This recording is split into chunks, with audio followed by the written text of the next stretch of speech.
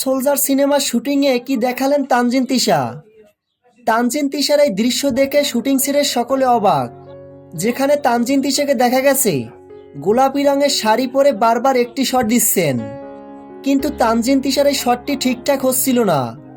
পরিচালক মহোদয় চেয়েছেন তানজিন তিশার এই শটটি যেন ন্যাচারালি হয়, কিন্তু পরবর্তীতে শাকিব খানের সাহায্য নিয়ে তানজিন তিশা সেই শটটি সফলভাবে সম্পন্ন করেন। আজকে শাকিব খান ও তানজিন তিশার বেশ কয়েকটি রোমান্টিক দৃশ্যের শুটিং হয়েছে, যে শটগুলো দিতে গিয়ে তানজিন তিশা একটু নার্ভাস ফিল করেছিল।